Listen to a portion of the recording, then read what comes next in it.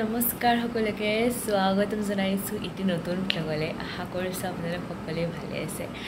and আজি বহুত দিনৰ মূৰত মই এটি ব্লগ লৈছোঁ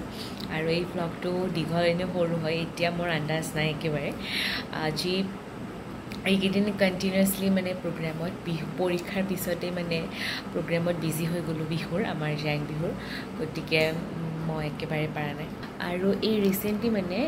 এই যোৱা 3 দিন আমাৰ প্ৰগ্ৰেম নাছিল সো আজি আকৌ আমাৰ 3খন প্ৰগ্ৰেম আছে মানে এখন অলৰেডি হৈ গ'ল দুপৰীয়া তাৰে এক ব্লগ কৰিব নোৱাৰিলোঁ মই কলেজৰ পৰা ডাইৰেক্ট আহি প্ৰগ্ৰেম কৰিছোঁ এতিয়া আমাৰ গধূলি দুখন আছে তো তাৰ কাৰণে ৰেডি হ'বলৈ গৈ জাস্ট মই ভাবিলোঁ এটা ব্লগ বনাওঁ গতিকে এতিয়া দেৰি হ'ব মই ওলাই দিওঁ মেকআপটো লৈ লওঁ আগতে তাৰপিছত আপোনালোকক লাহে লাহে লগ পাম চাই থাকিব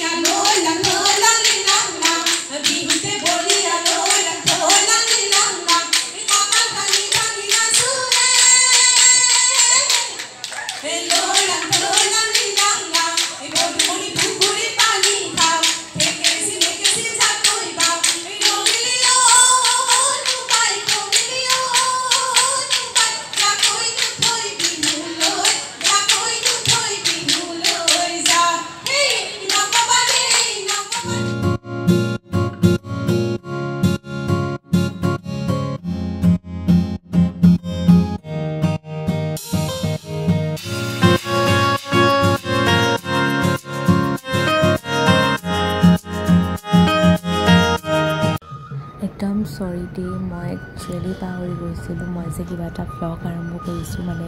প্ৰগ্ৰেম কৰি গাড়ীত বহিলোঁ ভাগৰ লাগিল তো সেইকাৰণে এয়া আমি আছোঁ আমাৰ আজিৰ দিনটোৰ 2nd নম্বৰ প্ৰগ্ৰেম বৰ আগ্ৰাত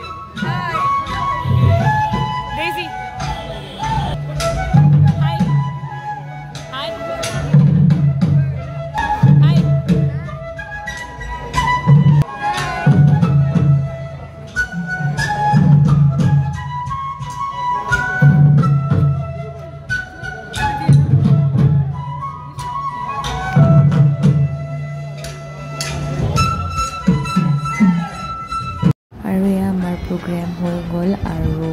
আমাৰ আজিৰ দিনটো 3খন প্ৰগ্ৰেম শেষ কৰিলোঁ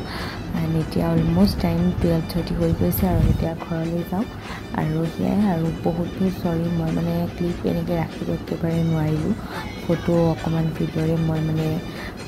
ভিডিঅ'টো শেষ কৰিব লাগিব বহুত চৰি কাৰণ মানে প্ৰগ্ৰেমটো কৰি ভাগৰ লাগি যায় হোপ আপোনালোকে বুজিব নেক্সট লগত অতি সোনকালে লগ পাই আছোঁ